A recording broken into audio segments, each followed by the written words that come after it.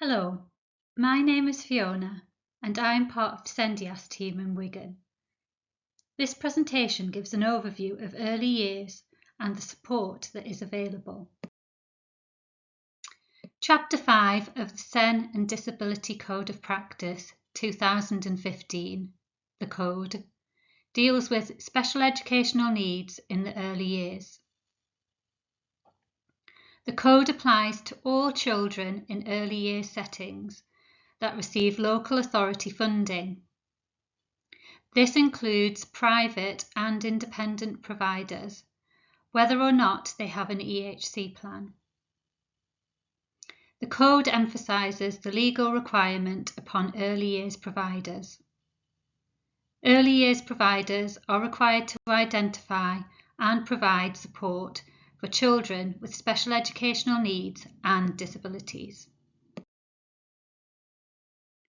All children are entitled to an education that enables them to achieve the best possible educational outcomes and to become confident young children with the skills to transition to compulsory education.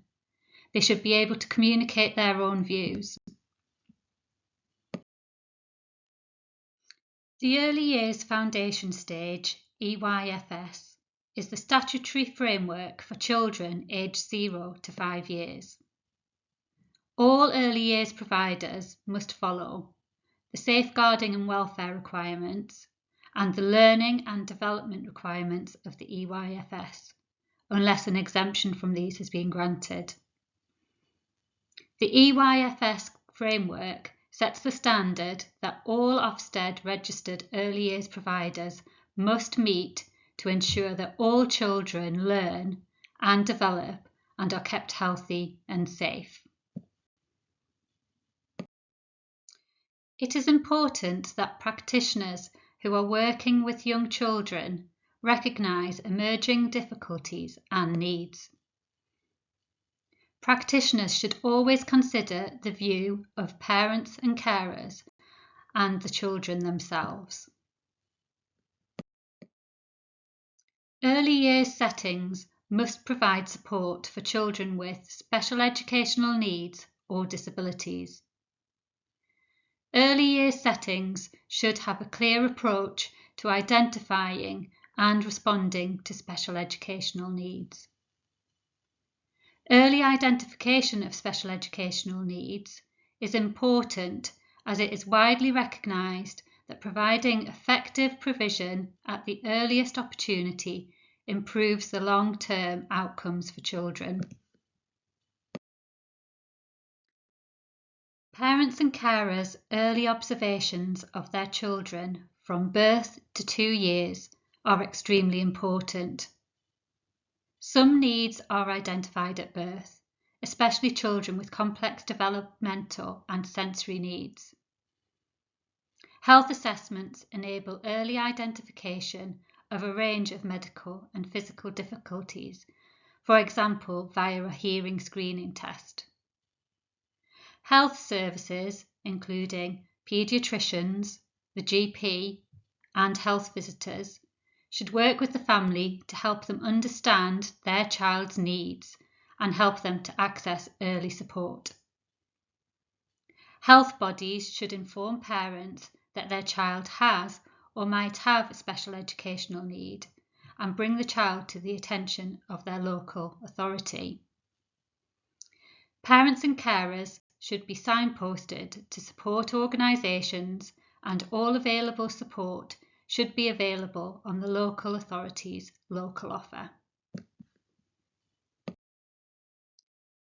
Early support can include the following: support from health visitors, educational psychologists, speech and language therapists, specialist teachers, and occupational therapists. Training for parents and carers using early learning programs to promote play, communication, and language development. Home-based programs such as Portage, which can offer parents support with their child's early learning and development.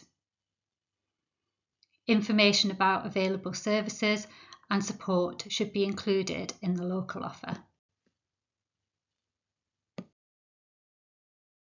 Early years providers are required to have arrangements in place that include a clear approach to assessing special educational needs. The Early Years Outcomes Guidance sets out what most children do at each stage of learning and development. This includes the following 7 areas of learning: communication and language, physical development, personal, social and emotional development, literacy, mathematics, understanding of the world, and expressive arts and design. When a child is aged between 2 and 3, early years providers must review progress and provide a short written summary to parents. This will detail the child's development, focusing on communication and language, physical development, and personal, social, and emotional development. This progress check must detail a child's strengths and identify any areas progress is not as expected. If there are significant emerging concerns or identified special educational needs or a disability, a target plan should be implemented involving key professionals as appropriate. Interventions and strategies to address any concerns must be recorded in this plan. If a child moves to a new setting, the progress check should be provided by the setting where the child has spent the majority of their time. The EYFS profile provides parents and carers, practitioners and teachers with a detailed review of a child's knowledge, understanding and abilities. This profile is usually completed during the final school term of the year the child turns 5. The EYFS profile should detail plans for future learning and identify any additional support required. Early years settings must work in partnership with parents, carers to determine the support the child needs. If special educational needs are identified and provision is provided, the early years setting should inform parents and a maintained nursery must inform the parents. All settings should follow a graduated approach with 4 stages: assess, plan, do and review. The graduated approach involves the following 4 steps. Assess. There should be an initial assessment of the child's needs. This might include specialist assessment and involve key appropriate services. Plan. Parents should have involvement in planning support. The voice of the child is important and should always be sought and considered. The support and intervention provided should be selected to meet the outcomes identified for the child. Dates should be agreed. Do. Interventions and support should be implemented. Review. Effectiveness of interventions and support should be reviewed in line with agreed dates. Impact of the support provided should be provided to parents and they should be involved in planning next steps. This cycle should be revisited with increasing detail. Parents should be involved at every stage. If, after following the graduated approach, the child has not made expected progress, the setting should consider requesting an education, health and care needs assessment.